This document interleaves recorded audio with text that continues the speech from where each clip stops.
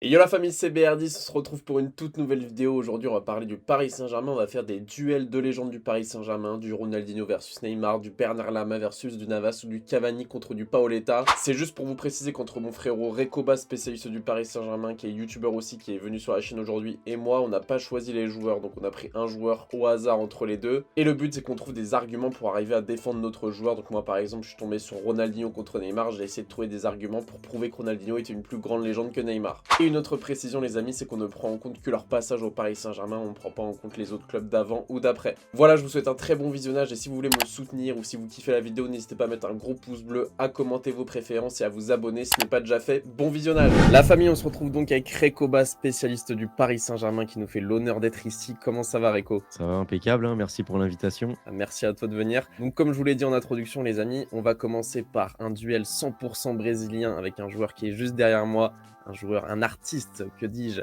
face à un autre artiste qui est nul autre que Neymar. Donc moi je dois défendre Ronaldinho et Recoba va devoir défendre Neymar. Les gars, comme je vous l'ai dit en intro, on ne choisit pas nos joueurs, donc voilà, on est comme des avocats devant le tribunal, devant le juge. On défend coûte que coûte notre joueur, même si on n'est pas d'accord avec ce qu'on dit, on fait comme si on l'était. Moi je vais défendre Ronaldinho. Honneur aux invités mon ami, je te laisse on va dire 1 minute 30 pour commencer tranquillement. Tu peux nous parler de Neymar, après on pourra faire un ou deux passages en fonction si on a d'autres choses à dire ou non. Vas-y, parle-nous de Neymar, pourquoi c'est plus une légende au Paris Saint-Germain que notre ami Ronaldinho? Alors déjà, premier argument, Neymar, il a passé déjà bien plus de temps au Paris Saint-Germain que Ronaldinho. Neymar, c'est 4, 5, 6 ans. Alors après, oui, il y a eu des blessures, mais il y a eu quand même pas mal de matchs aussi. Il y a eu des parcours européens où c'est notre meilleur joueur sur le terrain. C'est un de nos leaders techniques sur le terrain, même en dehors, on va dire.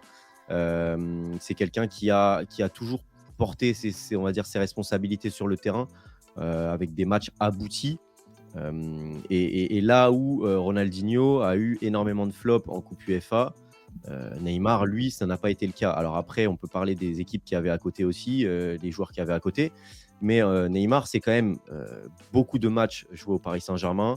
C'est même s'il y a eu un début d'histoire compliqué, il y a eu à un moment donné quand même un vrai amour entre le Paris Saint-Germain et Neymar. Un Neymar qui s'est un petit peu réveillé, qui a pris un peu, on va dire, la température du club au bout d'un moment. Mais voilà, pour moi, ce que je retiens de Neymar, c'est quand même, encore aujourd'hui, c'est miné encore une fois par une blessure. Où oui, on peut discuter son hygiène de vie et je suis le premier à le dire, mais des blessures où c'est des fractures, etc. Voilà, c'est pas quand même de sa faute s'il prend des tacles de boucher. Et encore une fois, quand tu regardes la saison de Neymar aujourd'hui, c'est sûrement encore le meilleur joueur du Paris Saint-Germain. Il aurait pu faire une saison juste stratosphérique s'il n'avait pas été miné par cette blessure. Ça a été mal géré aussi, puisqu'il a eu du temps avant de se faire opérer. Et encore une fois, quand on voit par exemple la saison d'un Griezmann ou d'un Vinicius, qu'on dit qu'elle est exceptionnelle, si tu regardes en termes de statistiques, ils sont derrière Neymar. Et quand tu regardes les performances qu'il avait sur le terrain, parce que si on me dit oui, mais regarde ce qu'il faisait sur le terrain, Neymar, ce qu'il a fait sur le terrain, que ce soit avec le Brésil, où il fait un match exceptionnel contre la Croatie et même avant, et avec le Paris Saint-Germain, pour moi, c'est une saison exceptionnelle. Et c'est pareil pour ses saisons précédentes. Souvenez-vous, la première saison et la deuxième saison de Neymar au Paris Saint-Germain, il vole sur le terrain. Je pense qu'on n'a jamais vu un joueur aussi fort en Ligue 1. Donc, rien que pour ça, pour moi, Neymar, c'est au-dessus. Et Ronaldinho, pour moi, c'est trop d'irrégularité, pas assez de matchs. Ok, alors je suis d'accord. Par contre, sur le dernier argument, sur le fait que pour moi aussi Neymar, sur son arrivée au Paris Saint-Germain, c'est sûrement le meilleur joueur de l'histoire de la Ligue 1. Mais comme d'habitude avec Neymar, c'est sur une très courte période. En parlant de courte période, Ronaldinho, lui, seulement au Paris Saint-Germain, c'est seulement 2 saisons. C'est 2001 à 2003. Et en 2 saisons, l'empreinte qu'il a laissée dans ce club, pour moi, elle peut rentrer dans la discussion par rapport à Neymar qui est là déjà depuis 6 ans. En 6 ans, pour moi, Neymar, il y a plus de regrets que de victoires. Je trouve qu'il y a plus de saisons où à la fin on est déçu de ce qu'a apporté Neymar que de saisons où on a été content. Qu'est-ce qu'a apporté Neymar de plus par rapport à un Zlatan Ibrahimovic? On va me dire une finale de Ligue des Champions. Ok, il a été bon face à Dortmund, il met un but sur corner. Face à l'Atalanta, on a été en galère face à l'Atalanta. C'est sur un but de Choupo-Moting qu'on s'en sort. Neymar, il fait un très bon match, mais il rate quand même 3 ou 4 occasions. Pardon. Il peut tuer le match avant. On va dire si c'est un Zlatan, peut-être qu'il ait tué les occasions. On ne saura jamais. En 2022, le magazine SoFoot, je me suis noté ça, qui place Ronaldinho 57e meilleur joueur de l'histoire de Ligue 1, devant un certain Neymar d'ailleurs, bizarrement. Après SoFoot, est-ce que c'est une source fiable? Voilà. Et du coup, ce que je voulais ajouter, c'est que Ronaldinho, en 2 saisons, c'est pour les supporters 2 très belles saisons qu'il a, on va dire, un petit peu rendu belles grâce à lui, grâce à ses buts exceptionnels face à Marseille, face à Guingamp, son rush qui est totalement impossible d'oublier, tout simplement. Neymar, comme tu l'as dit, il a des joueurs autour bien meilleurs. Il a du Mbappé, il a du Thiago Silva, etc. Lui, Ronaldinho, il arrive dans une fin de cycle, dans une fin d'équipe avec du Heinze, du Arteta, du Okocha, du Anelka. C'est un nouveau cycle. Et en moins de 6 mois, il est devenu le leader de cette équipe. Le gros bémol pour Ronaldinho au Paris Saint-Germain, c'est que c'est 0 titre remporté. Mais comme je l'ai dit, il est dans une période vraiment creuse du Paris Saint-Germain. Il gagne quand même la Coupe du Monde pendant qu'il est au PSG, ce que Neymar n'a pas réussi à faire cette année avec le Brésil. Donc voilà, c'est un petit peu hors contexte, mais ça prouve quand même que pour moi, si je veux être sincère, quand même Ronaldinho est au-dessus de Neymar. Peut-être que l'empreinte de Neymar au Paris Saint-Germain restera un petit peu plus longtemps. Mais pour moi, si on fait un truc mathématique, si Ronaldinho était resté 6 ans au PSG comme Neymar, c'est sûr à 800% qu'il n'y aurait même pas de débat entre les deux, tellement Neymar, il y a eu beaucoup de saisons où à la fin, on était en train de pleurer parce qu'il était blessé, qu'il ne respectait pas le club. Là où Ronaldinho, en 2 saisons, il nous a tous fait pleurer, tous fait rêver, on va dire, dans les matchs du Paris Saint-Germain. Ouais, mais tu vois, justement, par rapport à ça, Ronaldinho, lui, nous, on pleure par rapport aux blessures de Neymar. Mais Ronaldinho, lui, il était pas là. Pourquoi? Parce qu'il y a eu des problèmes avec Luis Fernandez. Pourquoi? Parce qu'il venait pas aux entraînements, parce qu'il arrivait bourré, parce qu'il s'entraînait pas. Donc lui, ça aurait pu être de sa volonté de marquer encore plus l'empreinte du club. Mais sa volonté, c'était de profiter de Paris. Là, il est arrivé au club, c'était en avril-mai. Il s'est acclimaté à la ville, tu vois. Voilà, on connaît s'acclimater à la ville, ce que ça veut dire pour Ronaldinho. Et mine de rien, il y avait quand même des bons joueurs avec lui. Et il n'y a même pas eu une seule Ligue 1, il n'y a même pas eu un podium. Tu vois, il fait quatrième avec les Anelka et compagnie. Il y a quand même des bons joueurs. Et puis derrière, c'est ventre mou. En Coupe d'Europe, c'est des flops monumentales. Et le truc, c'est que je trouve qu'avec Ronaldinho, il y a quand même beaucoup de trompe-l'œil. Parce qu'il y a eu cette Coupe du Monde 2002, mais quand tu vois, c'est vrai que Neymar, tu peux lui reprocher, mais quand tu vois l'équipe qu'avait Ronaldinho en 2002, avec des Ronaldo, des Rivaldo, des Cafu, c'est quand même gargantuesque. Et surtout, c'est un peu trompe-l'œil parce qu'il y a ces matchs face à l'OM, ces classicos où il nous a éblouis, face à un Guingamp où il a mis quelques buts en Ligue 1 qui sont exceptionnels, mais il n'y a pas assez de régularité. Là où Neymar, il survole. Quand il est là, il survole. Tu vois. Ronaldinho, il y a eu, je trouve, quand même quelques trompe-l'œil qui font que, bien sûr, ça a été une période magnifique, mais aussi parce qu'il y a eu pendant quelques années où on manquait quand même de génie. Après les années, on va dire 97, 98, où on a manqué peut-être pendant quelques années de génie. On essayait de reconstruire avec d'autres joueurs, d'autres projets, et d'avoir cette bouffée d'air frais avec Ronaldinho nous a fait un petit peu rêver. Et du coup, je pense qu'on le met un petit peu trop haut quand même. Je pense qu'il aurait pu faire beaucoup plus, comme tu as dit, avec des si. Malheureusement, il n'y a pas eu ces si. Et pour moi, du coup, je mets Neymar devant lui. Comme tu l'as dit, Ronaldinho, moi, ce que j'aime bien justement, c'est qu'il arrive à nous faire rêver dans une période où c'était compliqué pour le Paris Saint-Germain. Là où Neymar, tu vois, en fait, quand il arrive, on a des étoiles plein les yeux après un Zlatan Ibrahimovic, par exemple, même s'il y a une année de transition entre les deux avec la remontada. Et en fait, on en attend beaucoup de Neymar, ce qui est totalement justifié. On pensait que ça allait devenir le meilleur joueur du monde, qu'il allait nous faire passer un cap. Et pour moi, je suis désolé de le dire, hein, j'adore Neymar, c'est un de mes joueurs préférés, mais c'est un échec son passage au Paris Saint-Germain. Et quand tu dis qu'il survole tout le temps quand il n'est pas blessé, je suis pas d'accord parce que l'année dernière, pas cette saison là, mais la saison dernière, elle est catastrophique. C'est sa pire saison au Paris Saint-Germain. Pourtant, il était bien présent et ses seuls buts c'était des pénaltys face à Saint-Etienne ou quoi que ce soit. Donc il y a des fois où il arrive à ne pas survoler ce championnat très compliqué qui est la Ligue 1. Les amis, dites-nous dans les commentaires lequel vous préférez entre Ronaldinho et Neymar. C'est pas un débat facile, c'est deux joueurs qui ont marqué l'histoire du Paris Saint-Germain, c'est deux joueurs qui dans le profil sont un petit peu similaires, de Brésiliens, ailier gauche, meneur de jeu, etc. On a tous une préférence, donc voilà, on attend vos avis dans les commentaires. Deuxième duel du jour, là on passe sur des gardiens de but, c'est un duel qu'on entend souvent parler dans la communauté parisienne. Bernard Lama versus Keylor Navas, pardon. Recoba, toi t'as choisi Keylor Navas, dis-nous pourquoi en 1 minute ou 2, essaye d'être rapide un petit peu, essaye de nous faire rêver sur le grand Keylor. Alors, je pense que c'est sûrement un des duels les plus difficiles pour le 11 de légende du Paris Saint-Germain, de choisir entre Navas et Lama. Je pense que c'est les deux plus grands gardiens du club et je pense que autant il y a certains joueurs où il peut y avoir un débat, mais qui peut se gagner par rapport à des stats, par rapport à des années au club, etc., notamment par rapport à Ronaldinho Neymar, autant je trouve que Navas-Lama, c'est très très compliqué. Parce que Keylor Navas, quand il arrive, déjà, c'est 3 Ligues des Champions. Et ça, c'est rare. Il n'y en a pas beaucoup qui l'ont fait. Et Dieu sait que les Ligues des Champions qui ont gagné le Real, c'est aussi et surtout grâce à Keylor Navas qui a été juste énorme. On peut dire que le Real, c'est leur compétition, mais Navas, c'est aussi sa compétition. Et justement, il l'a prouvé au Paris Saint-Germain parce que ce qu'il a fait, il a apporté. Déjà, on galérait depuis très longtemps à trouver un gardien. Et lui, quand il est arrivé, il a stabilisé toute l'équipe dès les premiers matchs. Directement, il n'y a pas d'adaptation ou quoi. Il arrive, il découvre un nouveau championnat, une nouvelle ville, un club qui n'est pas facile. Il stabilise tout le club, toute l'équipe. Et on avait beau avoir de la fragilité, peut-être des fois défensivement, notamment en Ligue des Champions. Navas nous a sorti des masterclass exceptionnelles. On retient ce match face au Bayern qui a été sûrement l'apogée au Paris Saint-Germain, où vraiment il nous fait gagner le match à lui tout seul quasiment, avec des records d'arrêt. Mais il y a aussi face à Barcelone, où notamment il sort un penalty de Messi. Il y a ce match aussi face au Real, je crois que c'était en poule ou en aller-retour, je ne sais plus, où il fait un record d'arrêt. Donc Navas, il a toujours été là en Ligue des Champions. C'est des records d'arrêt sous le maillot parisien. Ça a été en 2020-2021 le meilleur gardien du monde avec Manuel Neuer. Et on le donne à Neuer parce qu'il a gagné la Ligue des Champions, etc. Mais le meilleur gardien sur cette période, c'est clairement Navas. Donc pour moi, Navas, c'est, on va dire, un cran au-dessus parce que c'est top gardien mondial. Et Lamas, on peut dire que ça peut être top gardien France. On peut dire aussi, là, par rapport à Navas, le Costa Rica, 110 sélections, etc.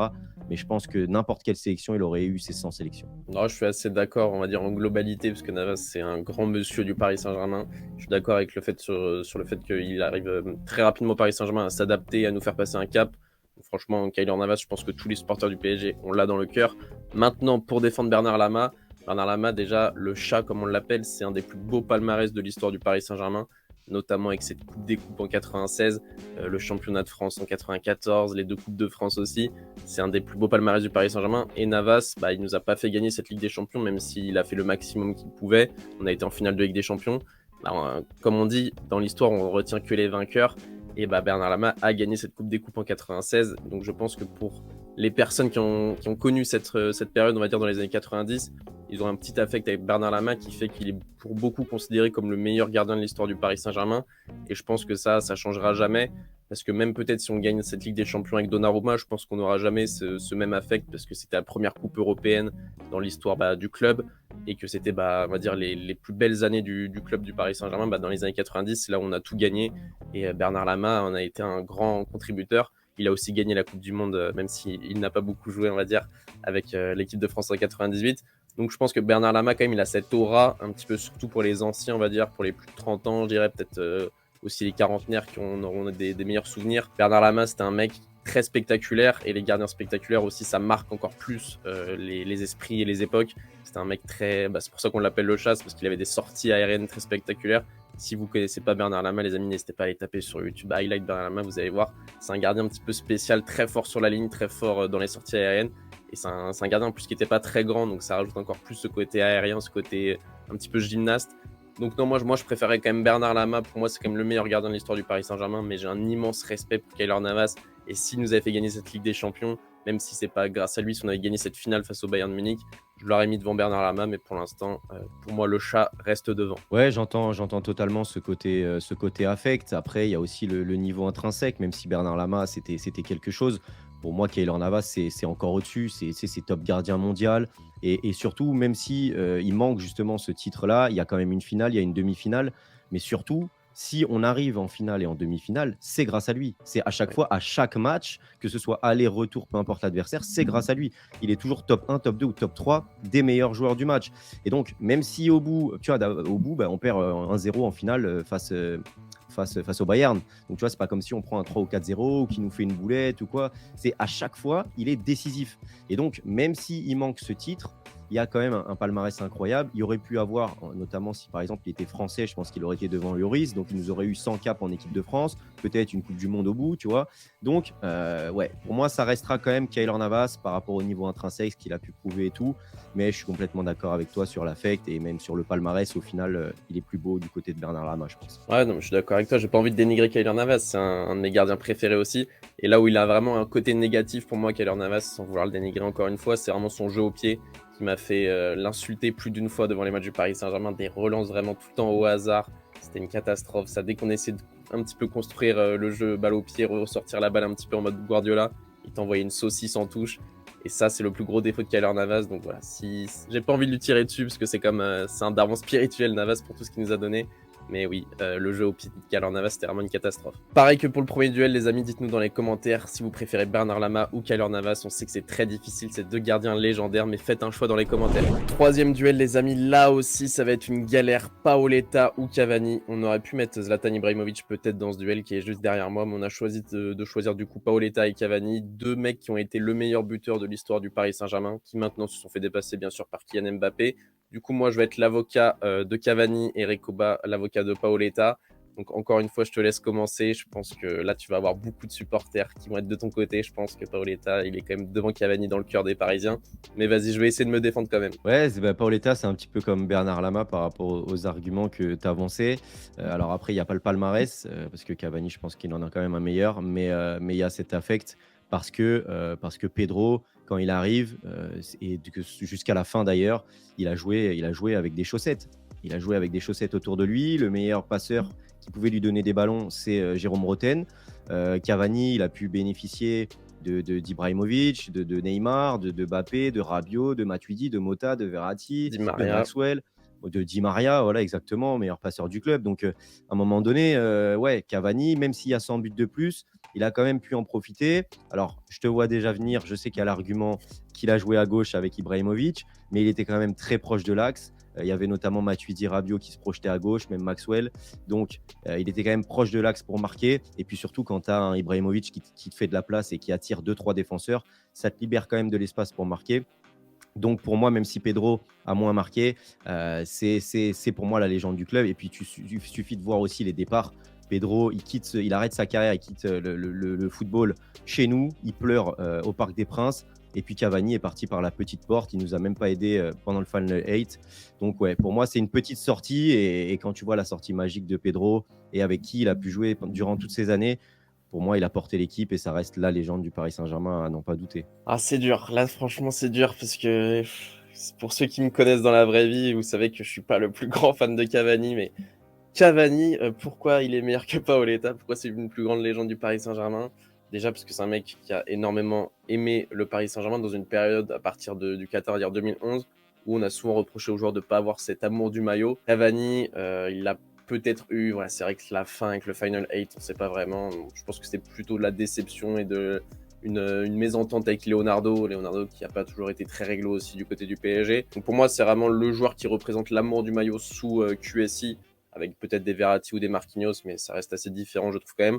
Ça a été l'emblème des supporters, il a eu beaucoup de tifos, il a eu des chants pour lui.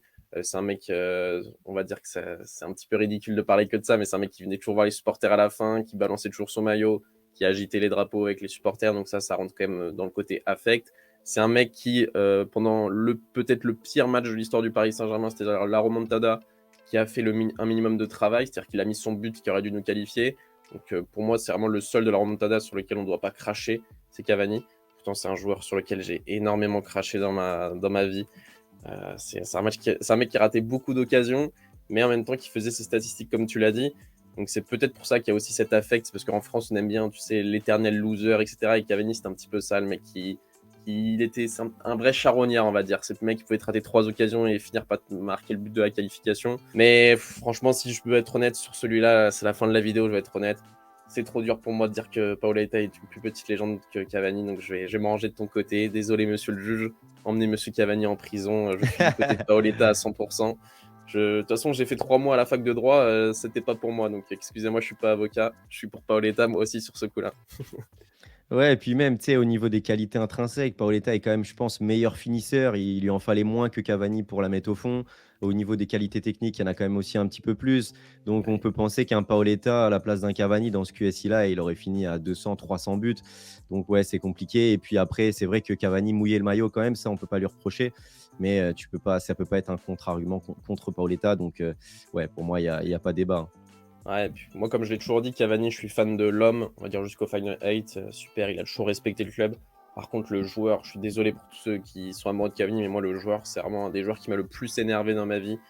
Cette finition, cette qualité technique catastrophique, on aurait dit qu'il jouait pas avec des crampons, qu'il était toujours en chaussures de sécurité. J'ai pas envie de lui cracher dessus ou quoi que ce soit, mais Cavani, j'ai jamais été vraiment dans la team Cavani, j'ai toujours été dans la team Zlatan Ibrahimovic, comme vous pouvez le voir derrière moi. Donc Reco, merci en tout cas pour ta participation à cette vidéo, c'était très cool. N'hésitez pas à voir la chaîne de Recoba, on fera peut-être un épisode 2 si vous kiffez celui-là, si vous mettez des likes, des commentaires, etc. On fera peut-être un épisode 2 sur sa chaîne. En tout cas, merci beaucoup frérot d'être venu, ça fait plaisir. Bah, merci à toi. Les amis, n'hésitez pas à vous abonner à la chaîne de Recoba et à ma chaîne également. C'était BR10 et Recoba. Bonne matinée, bonne journée, bonne soirée, bonne union. On se retrouve très bientôt pour une nouvelle vidéo. Peace.